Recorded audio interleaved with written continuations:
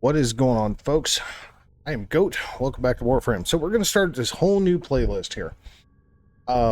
Coming from a subscriber who is a returning player, and I get this. Okay, Warframe has some burnout to it, right? Because there's so much RNG and there's so much repetitive gameplay to it that yes, if you're not like a heavy, tanker like me, you kind of get burnt out a little bit from time to time. And the problem is that there's been spots in Warframe where like that hardcore burnout really hit. So like 2013 to 2016, it was like all new, shiny, everything was good. And then the first like big blocks hit.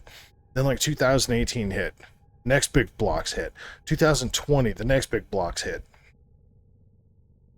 2021 was kind of a weird thing because like you had like Call of Tempestari hit and some folks got really irritated about the Sisters of Parvos kind of gameplay, and yeah, there was just, there was a lot of like uptick to, okay, cool, there's adversarial weapons, new adversaries. And then, the new war hit, and then we got the Archon hunts and all this stuff. And for those who have no idea what I'm talking about, we're going to get into it. So, but, let me see here, first and foremost.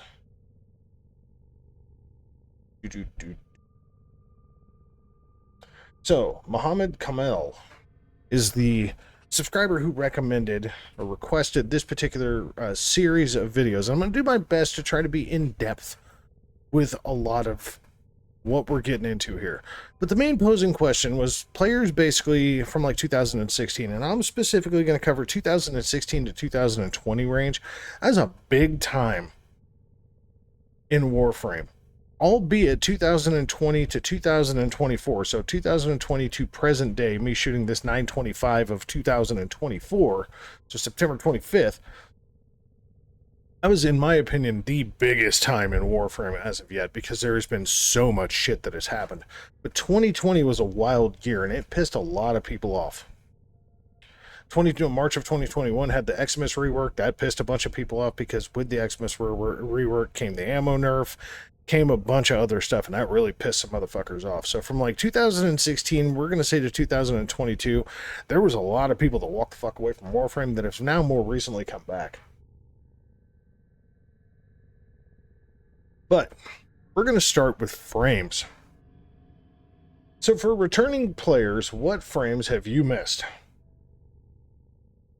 So at the beginning of 2016, okay, at the beginning you had Inaros, Titania, and Nidus. Those are the three frames that released in 2016. 2017 we had Octavia, broken. Haro, damn good. Gara, subjectively good per player's preferred play style, but extremely good if you are willing to do the ability casting and the kind of build up that you need. Gara is a very good frame. And then 2018, we got Korra. The Sacrifice quest came out, so we got Excalibur Umbra, which was basically like the Wish.com version of Excalibur Prime. It's okay. You got Revenant, Mr. Never Die. And you got Garuda and Baruch. That's a hell of a list of fucking frames. 2018 was a big year for frame releases. 2019, you got Hildren, the Shield Maiden, Wisp, Badass, Gauss, and Grendel. And at the time, Grendel's release was a huge letdown. And in 2020, because Grendel was gimmicky, I'm sorry, let's be honest, Grendel was not a great frame. 2020, you got, oh, excuse me, my knee needs to pop. 2020, we got some very interesting frames. Only three, but we got some interesting ones. We got Protea. Excuse me. We got Protea, we got Zaku, and we got Lavos. And Zaku and Lavos both basically came out with Operation Orphix Venom, and then technically we got it with the Heart of Deimos is what Zaku came from, and then Operation Orphix Venom is where Lavos came from. So the frame releases were a little bit shallow. Now, that list of frames is no punk-ass list of frames. The only really crap frame in that whole mix from 2016 So Inaros, Titania, Nidus, Octavia, Haro, Gara, Korra, Excalibur, Umbra, Revenant, Garuda, Baruch, Hildren, Wisp, Gauss, and Grendel, Protea, Zaku, and Lavos. The only really crappy frame at the time was Grendel. And Grendel was subjectively hilariously memeish, but aside from that, Grendel was kind of dog shit. Grendel just had a lot of problems. But obviously, that's only to 2020. So let's go into what everything else. Let's look at the rest of the frames that are released. So in 2021, we got Sevagoth, we got Ureli, and we got Caliban. That's kind of a meh list initially. Sevagoth has since gotten a couple of augments, and those couple of augments have made him badass. And like the casual Steel Path builds playlist shows just how powerful fucking Sevagoth is. Ureli, one singular augment fixed basically everything that was wrong with Ureli, so she's good. And then, at least at the point of shooting this video, we have not seen the Caliban rework yet, but if everything goes according to what they're talking about doing, Caliban has the potential of being very good. Right now, Caliban is shit.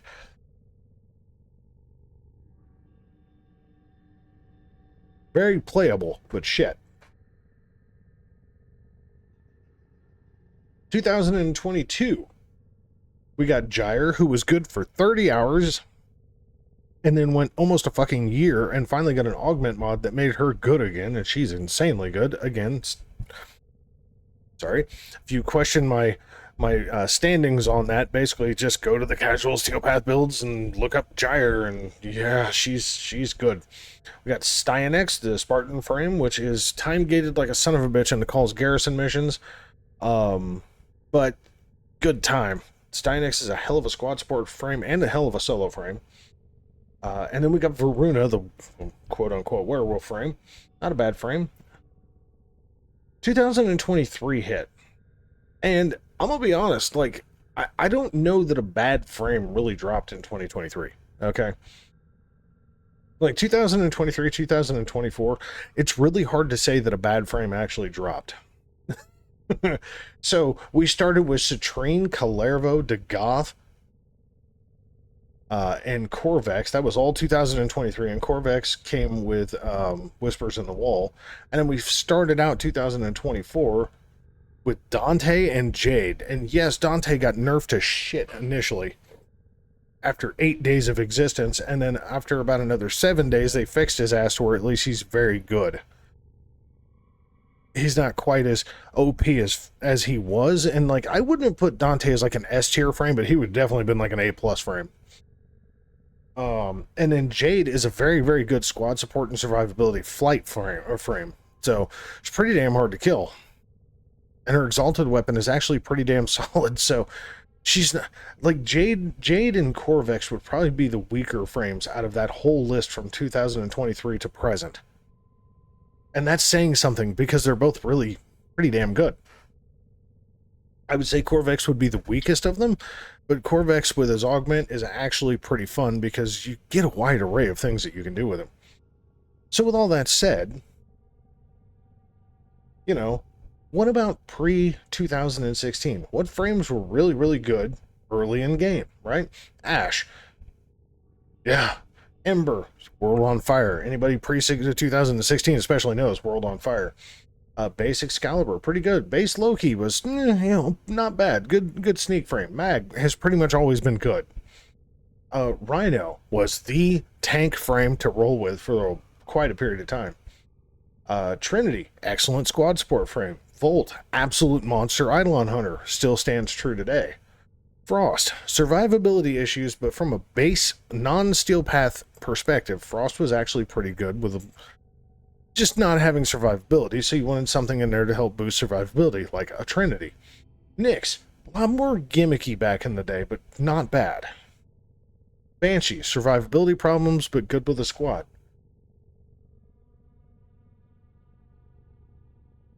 Excuse me. Saren. I mean, I don't know that there was a time that Saren was ever bad. That includes today. Vauban. Bobbin's a gimmicky frame. I mean, the fact that he released the year that Warframe released, like, it was like every fucking month, basically, or twice a month that frames were releasing for at the beginning of the game. So Bobbin was a pretty early release frame. But Vauban's always been kind of a gimmick frame, great with a squad, a little bit questionable on the solo side, very usable. Nova, absolutely epic frame, with especially with a squad. Necros was the original OP farmer frame. Valkyr, and again, you got to understand, all these frames I'm reading off right now, you got to understand, it wasn't until the end of 2020 that the Steel Path even released. So, pre-Steel Path, a lot of these frames were actually really, really good. So like Necros, excellent farmer. Valkyr was just a murderer. Oberon just fucking killed everything. I mean, and was pretty damn functional with, some Eidolon, squad making.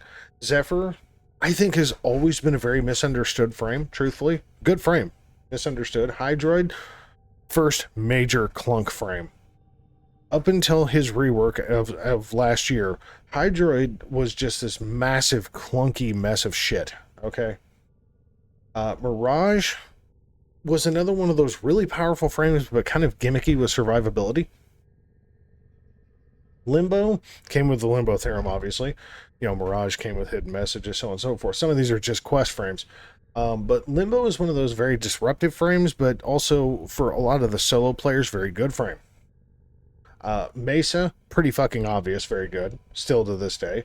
Chroma, base Star Chart Chroma is an absolute monster of a frame to run, because it's just so hard to die with him. The Steel Path gets a little bit more interesting, but he's still very usable. You just have to do some more interesting shit with him. Equinox, great, it was great, squad support. Kind of fell off when the Steel Path hit, but there's some crazy shit that you could do, obviously, that I showed in the builds. Atlas, kind of one note, well, technically two abilities, but kind of one note, turn people to stone, uppercut them. That's always kind of been Atlas's thing. Very survivable. Wukong, most new player friendly frame in the game, in my personal opinion. Ivara, sneak frame. Neja, next super released tank frame.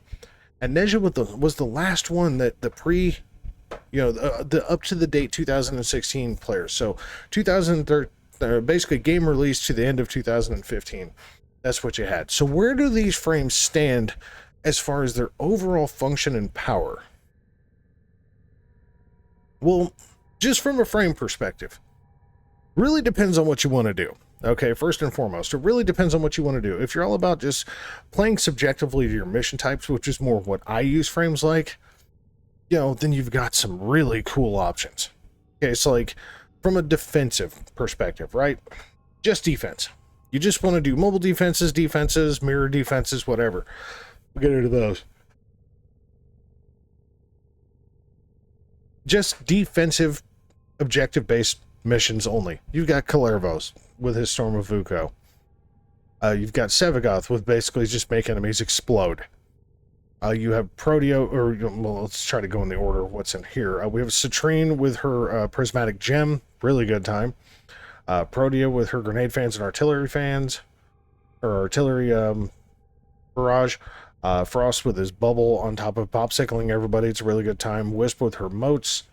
Korra with her Cage. Mag with I'm just going to lift and crush the shit out of everybody. Hydroid with his Tentacles.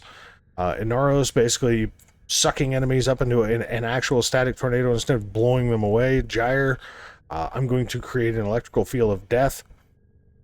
Let's see here.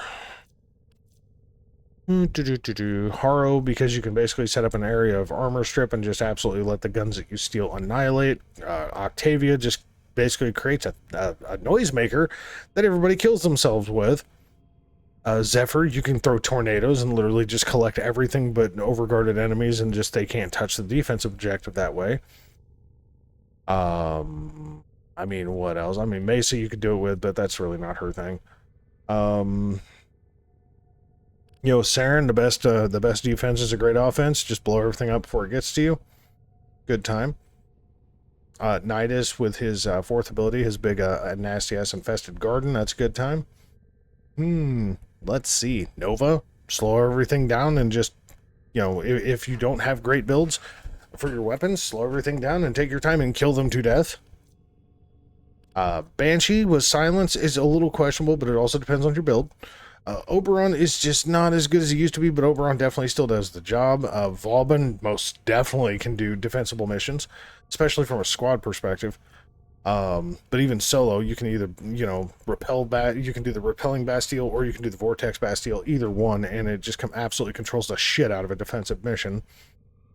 Gara, giant glass wall, slow enemies down, kill them as you go. The ones that unfortunately get stuck there, they get turned to glass. It's a good time. Those are all just defensible frames, and they're all exceptionally good options. Hell, even Limbo's a good option for a defensible mission. As long as you got silence on them, the Eximus have a hell of a lot harder time killing you, and it gives you time to kill them. So, yeah, I mean, those are all good defensible. What about Exterminate? Exterminate missions are one of two ways. You either want a tank frame that's a great weapons platform, or you want, you know, more of a finesse style ability casting frame that will just destroy the fuck out of everything. And a lot of the frames fit into that category. You've got Ureli as a tank frame, Sevagoth as a nuke frame, Dante as an overguarded, you know, nuke frame, Revenant, Mesmerskin tank frame, Nezha with his Warding Halo tank. I mean, hell, you can do a safeguard switch build with, you know, Loki and just basically just go through and be completely damage invulnerable. Lavos is a fucking, you know, I mean, Lavos is Lavos. He's just a fucking health armor frame. Citrine has health regen, has damage reduction, plus she has her own stable, you know, functional energy and health orb drops. You know, Protea, constant shield, basically just constantly fucking running over shields. Frost runs his own overguard by popsicling everybody. Wisp, I mean, like, I could go down the whole fucking list. But the question really comes down to this. It comes down to your playstyle. If you want tank frames, right? Pure, unadulterated tank frames. Something that's just going to survive the majority of the damage that's coming at you. Okay?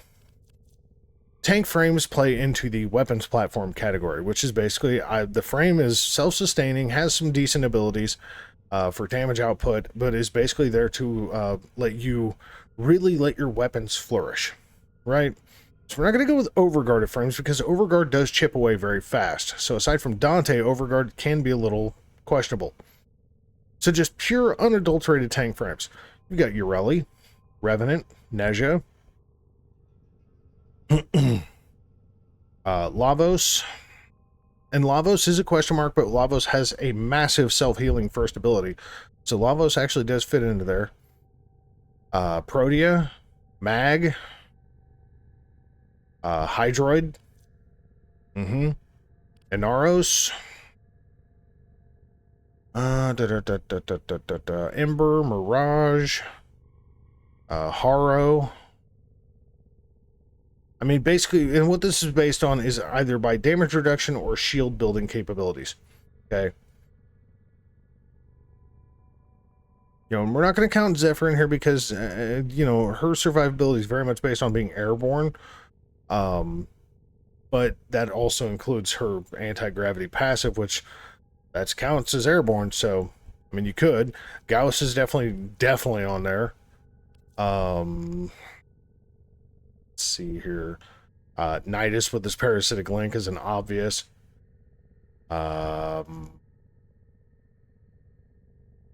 Rhino. I mean, Nyx is basically just a completely impenetrable to damage, so it's like, you know, you can just absolutely fuck people's shit up with that one. I want to put Valkyrie in there, but honestly, Valkyrie is like, here, I can turn into Wolverine. This is what we can do. And it's kind of a letdown. But those are your pure tank frames. What about your overguard tank frames? You got Calervo, you got Dante, you got Frost. Ember is actually surprisingly in there. Who else do we have in here? Who else is into their overguarder? Rhino is actually an overguarder. Steinex. Big Papa Steinex. But see, overguard is a constant. You got to constantly keep that shit rebuilding. Dante's the only one that has regenerative overguard. You know, and then what frames can play good off of the helmet system for armor stripping, or at least shield building, and a couple of pulses of armor stripping, depending on what ability you're using. That's a whole thing in itself. A few right off the top of my head: Citrine, Wisp, Gyre, or Gyre, or whatever. Because you're building for a lot of ability strength in that particular aspect. Dagoth, funny enough, you can actually use that for. I personally use Nourish, but you can use Pillage on Dagoth and actually have that really highly functional. Who else? I mean, those are probably your solid options.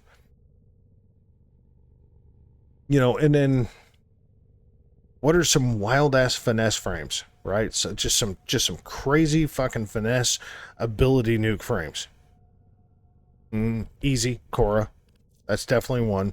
Something that you can build into shield gating and then just basically using her accumulating whip claw and just absolutely do billions of damage with her if you really, really want to. Trinity is one.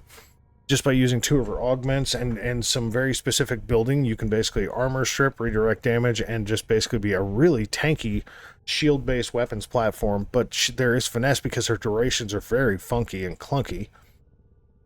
Octavia actually does fit into the finesse category, although albeit she is boring, she is absolutely broken to hell, because in my opinion, between her and Baruch, her, Baruch, and Saren are probably the most 3 broken frames in this game. But she basically just, you know, you don't build for any health. You really don't technically have to build for a lot of ability, a lot of energy. It's helpful, but you don't need to. Equinox. You can do a nuke build with Equinox. It's really good. Saren's obviously in there. Mace is in there. You know, Hildren, funny enough, is in there, but it's her abilities for the most part are really not all that great. So she is more of a shield-based weapon platform because that's what her energy source is her shields. But her abilities as a whole, aside from Pillage being able to build up her shields, her abilities are a little bit of a letdown at times. You know, another finesse style frame that you can actually get your ass completely handed to you if you're not careful is Dagoth. Sevagoth is one of those, albeit Sevagoth is very fucking powerful. Varuna is another one of those finesse type frames. Limbo is very much a finesse style frame. Banshee, another one. Depending on what you helm with, Banshee can very much be a finesse frame. Ivara is probably like the queen of finesse frames because the only way to get like true super OP shit out of Ivara is to build nothing into her health or shields. So you gotta be really, really careful of any lingering status proc in the area.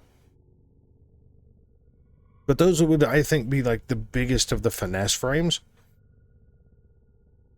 But how does that fit into your pre-2000... sorry, I keep hitting my mic. How does that fit into the like 2016 range? You know, you got all these frames. And if you want to know the more specifics on them, like I said, I've got my casual steel path builds videos that I just got done posting. So by all means, you can look at those and see where the differences lie. But like, I can tell you that, like I've said in so many of my previous videos, that my list of frames that you see here are my normal most played. And Wukong has actually just moved up in the list for me, just because of that crazy-ass heavy attack slam build. I think it's just hilarious to just pop into that and beat the shit out of enemies on, you know, incursions and stuff like that. But for the most part, there's a lot of synergy with weapons that goes into some of these frames. Like, some frames have energy economy problems, so you want weapons that might be able to play to that, like the Cyanide Gamma Core and excuse me, God, buddy. You know, like the Cyanide Gamma Core and the Tenet Glaxian and Death Cube with Energy Generator and things like that. These are all things that help with energy economy problems. But this is from a tinkerer who loves to just absolutely play with all sorts of silly frames. And these are my top 23 frames that I play with on the regular. They all have their different functions. They're all very different frames from each other. But they're all fun. That's where I come to, is that they're all very fun. So take into account that I've got a wild mix of frames here that are very fun. Some are mission specific, some are just for the fuck of it, because I think they're just hilarious as hell to run. So that's just for the frames, okay? the next video, we're going to go over the missions. We're going to go over the navigational star chart and the mission types, because there's some new and interesting shit that has hit in recent times. And I know these are going to be very loose, okay? Some of these are going to be a little bit more pinpoint specific, especially like when we get into, like, you know, primaries and secondaries and melees. That's going to be a little more specific, because in the times of yesteryear, weapons used to be very, very different, not only by their damage output, but also by what they were, you know, what they are now compared to what they do now, compared to what they used to do. So, on that note, I want to thank you very much for watching. As always, catch you in the next one, all right?